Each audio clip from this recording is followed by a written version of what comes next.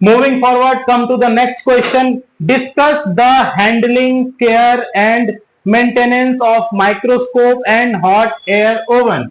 Proper handling, care and maintenance of laboratory equipment such as microscope, hot air oven are essential for ensuring their longevity and accuracy. Below a detailed guide on how to handle, care for and maintain these piece of equipments. ठीक है, अब जैसे कि इसमें question पूछा गया है कि discuss the handling, care and maintenance of microscope. अगर मैं आपको माइक्रोस्कोप के बारे में बताऊं, आप सबने पढ़ा होगा माइक्रोस्कोप क्या करता है, जो छोटी से छोटी चीज है उसको वो इनलार्ज करके दिखाता है। हमने अगर मैं आपको एग्जांपल दूं डब्ल्यूबीसी का, अगर मैं एग्जांपल दूं आरबीसी का, अगर मैं एग्जांपल दूं प्लाज्मा का, प्लेटलेट्स का, न्यूट्रोफिल्स का, तो वो सारी चीजें हम माइक्रोस्कोप की हेल्प से देखते हैं कि उसके अंदर क्या क्वांटिटी है, कौन सी चीजें बढ़ी है, कौन सी चीजें घटी है। ठीक है, यहां पे आता है सबसे पहला हैंडलिंग ऑफ अ माइक्रोस्कोप। सबसे पहले कि माइक्रोस्कोप को आप हैंडल कैसे करोगे। माइक्रोस्कोप को आप हैंडल करते हो, ऐसा नहीं है कि आपने गए, आपने माइक्रोस्कोप को एक हाथ से पकड़ा और उठा लिया, नहीं। Microscope is a precise instrument. उस केस में आपको जो इंस्ट्रूमेंट है उसको बहुत प्रिसाइजली आपको हैंडल करना है। माइक्रोस्कोप को जब आप उठाते हो, लिफ्ट करते हो, तो माइक्रोस्कोप को दोनों हाथों से उठाना है और कोशिश करनी है कि जो माइक्रोस्कोप का बेस है, आपका एक हाथ उस बेस के नीचे हो, ताकि अगर आपका जो अपर वाला हैंड अगर वो लूज भी होता है तो नीचे वाले हैंड की सपोर्ट की हेल्प से माइक्रोस्कोप टिका रहे, माइक्रोस्कोप गिरे ना। ठीक है, उसके बाद आता है, ठीक है, कि अवॉइड सडन मूवमेंट। ठीक है, और जो मूवमेंट है, जैसे कि मैं अभी चल रहा हूं, दिस इज मूवमेंट, और मैं एकदम से दौड़ने लग जाऊं, आप माइक्रोस्कोप को पकड़ के आपको एकदम से कोई भी सडन एक्टिविटी नहीं करनी है और कोशिश करना है कि माइक्रोस्कोप आप अपराइट पोजीशन में रखो। ऐसा नहीं कि माइक्रोस्कोप को आप टिल्ट करके रखो ताकि उसके जो लेंसेस हैं वो गिर जाएं, उसके अंदर जो स्लाइड्स है वो गिर जाए, उस चीज को आपको अवॉइड करना है। ठीक है, उसके बाद आता है माइक्रोस्कोप को रखना कहां है। ऐसा नहीं है कि माइक्रोस्कोप को किसी जिगजैग वाली पोजीशन में या किसी सीसो वाली पोजीशन पे रखना है, नहीं। माइक्रोस्कोप को उस प्लेस पे रखना है जहां पे सरफेस पूरा फ्लैट हो, ताकि माइक्रोस्कोप का जो बेस है उस सरफेस से प्रॉपरली टच हो रहा हो, इवनली पूरी साइड में, ताकि माइक्रोस्कोप किसी पर्टिकुलर साइड टिल्ट ना हो या फिर माइक्रोस्कोप गिरे ना। ठीक है, उसके बाद आता है कि adjust the stage and focus knob gently. मतलब माइक्रोस्कोप आपने देखा होगा लैब के अंदर, उसके अंदर अलग अलग नोब्स होते हैं और माइक्रोस्कोप की लेंस को मैग्नीफाई करने के लिए, जूम इन और जूम आउट करने के लिए, तो आपको उन सारी चीजों को बहुत प्रिसाइजली ऑपरेट करना है।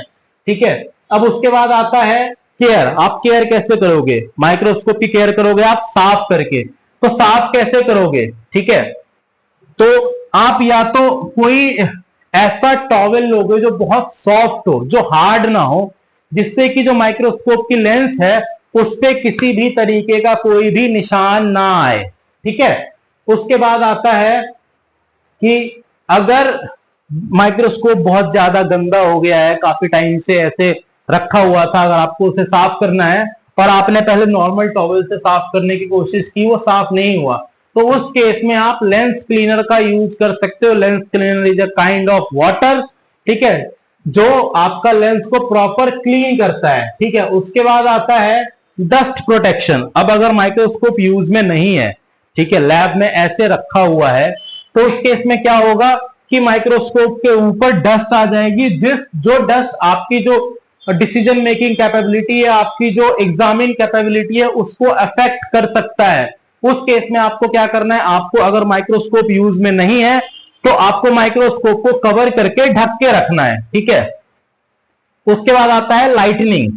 अब माइक्रोस्कोप आप देखते हो, जब माइक्रोस्कोप में आप चीजें डब्ल्यूबीसी को देखते हो, आरबीसी को देखते हो, आप ब्लड के सेल्स को काउंट करते हो, तो वहां पे आपको लाइट की रिक्वायरमेंट होती है। विदाउट लाइट आप कुछ नहीं कर सकते माइक्रोस्कोप में। तो अगर माइक्रोस्कोप आपका यूज में नहीं है तो मेक श्योर करो कि आपने जो स्विच कनेक्ट कर रखा है माइक्रोस्कोप का वो प्रॉपरली टर्न्ड ऑफ हो। ठीक है, उसके बाद आता है मेंटेनेंस। आप मेंटेनेंस कैसे करोगे, आप माइक्रोस्कोप का रेगुलर चेकअप करते हो कि माइक्रोस्कोप के अंदर जो भी एलिमेंट्स हैं वो सारे एलिमेंट्स प्रॉपरली लगे हुए हैं, माइक्रोस्कोप का लेंस तो खराब नहीं है, माइक्रोस्कोप की कोई सेटिंग्स तो खराब नहीं है, ठीक है। उसके बाद आता है आपका लुब्रिकेशन, ठीक है। लुब्रिकेशन क्या करता है, जब आप माइक्रोस्कोप की नॉब को जूम इन और जूम आउट करते हो तो आप कई बार देखते हो कि ज्यादा यूज ना होने की वजह से वो नॉब टाइट हो जाती है, जिसकी वजह से आपको थोड़ा ज्यादा एक्स्ट्रा फोर्स लगाना होता है। उस केस में आप क्या करते हो, उस नॉब में आप थोड़ी सी ऑयलिंग करते हो, थोड़ी सी, ठीक है। तो उस ऑयलिंग की हेल्प से, लुब्रिकेशन की हेल्प से वो जो नॉब है वो प्रॉपरली काम करने लगता है।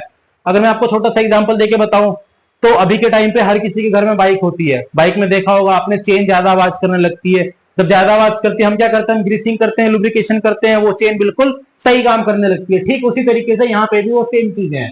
उसके बाद आता है calibration. Calibration is a kind of measurement, ठीक है। हम कैलिब्रेशन की हेल्प से ही माइक्रोस्कोप के अंदर चीजों को मेजर करते हैं। तो मेक श्योर आप करते हो मेंटेनेंस के टाइम पे जो माइक्रोस्कोप की कैलिबर है, जो माइक्रोस्कोप की सेटिंग्स है वो प्रॉपरली है या नहीं है, ठीक है। उसके बाद आता है माइक्रोस्कोप को स्टोर कहां करना है। आपको माइक्रोस्कोप को स्टोर करना है ड्राई प्लेस पे, ठीक है, ड्राई इन्वायरमेंट पे, साफ हो, और आपको ये मेंटेन करना है कि जो माइक्रोस्कोप की, जहां पे भी आपने माइक्रोस्कोप रखा है वो लो पोजीशन पे रखा हो, ठीक है। उसके बाद आता है handling care and maintenance of a hot air oven, ठीक है। अब हॉट एयर ओवन क्या होता है, हॉट एयर ओवन और माइक्रोस्कोप की प्लेसमेंट में ज्यादा फर्क नहीं है। अगर मैं आपको बताऊं तो यहां पे भी सेम चीजें हैं। आपको माइक्रोस्कोप को बहुत, हॉट एयर ओवन को ठीक माइक्रोस्कोप की तरह ही प्रॉपरली प्लेस करना है, ठीक है, वेल वेंटिलेटेड एरिया में प्लेस करना है जहां पे आपको एयर का सर्कुलेशन होता रहे। उसके बाद आता है लोडिंग द ओवन।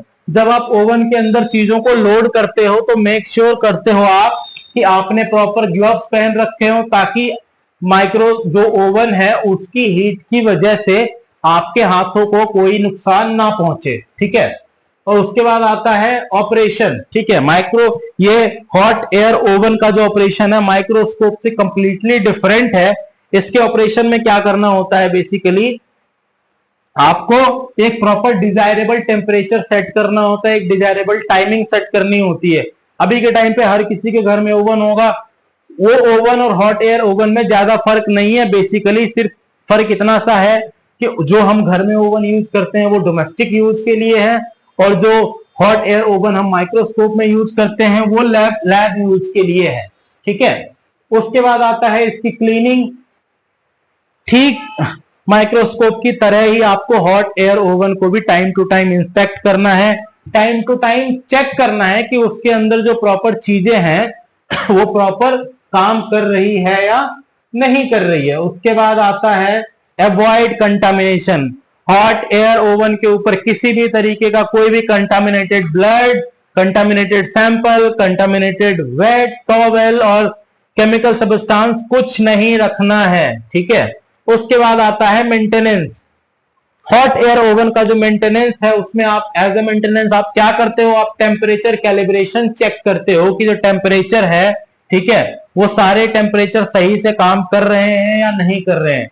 जो हॉट एयर ओवन की सीलिंग है वो प्रॉपर सीलिंग है या नहीं है, ठीक है। उसके बाद आप ये भी चेक करते हो कि हॉट एयर ओवन के अंदर जो इलेक्ट्रिसिटी आ रही है वो इलेक्ट्रिसिटी प्रॉपर आ भी रही है या नहीं आ रही है। उसके साथ साथ आप ये भी चेक करते हो कि हॉट एयर ओवन उस प्लेस पे रखा हुआ है जहां पे प्रॉपर वेंटिलेशन हो रही है या नहीं हो रही है, ठीक है। उसके बाद आता है आप टाइम टू टाइम उस हॉट एयर ओवन की सर्विसिंग कराते हो, ठीक है। तो बेसिकली माइक्रोस्कोप और हॉट एयर ओवन में जो यूज हो रहा है लेबोरेटरी में, ठीक है, उसकी मेंटेनेंस, उसकी सर्विसिंग, उसकी जो कैपेबिलिटी है उसको आप टाइम टू टाइम रीचेक करते रहते हो, जिससे कि उसकी जो एफिशिएंसी है वो इफेक्ट ना हो। माइक्रोस्कोप को भी आपको क्लीन ड्राई प्लेस पे रखना है, ठीक है। हॉट एयर ओवन को भी आपको clean dry place flat surface पे रखना है, ठीक है। और उसके साथ साथ आपको ये इंश्योर करना है कि माइक्रोस्कोप में और हॉट एयर ओवन में आपका जो इलेक्ट्रिसिटी है, जो लाइटनिंग है, वो सारी चीजें सही से आ रही है या नहीं आ रही है, और आपको मेक श्योर करना है कि किसी भी तरीके का, किसी भी प्रकार का कोई भी माल फंक्शन ना हो, जिससे जो ये इंस्ट्रूमेंट है अपनी पूरी प्रॉपर कैलिबर के साथ काम कर सकें और आपको डिजायर्ड रिजल्ट दे सकें, जिससे आपका जो पेशेंट का जो भी प्रॉब्लम आप सॉल्व करने की कोशिश कर रहे हो इससे चेक करके, उस पे कोई भी किसी भी तरीके का कोई भी प्रॉब्लम क्रिएट ना हो बाद में। ठीक है, okay, thank you so much, thank you.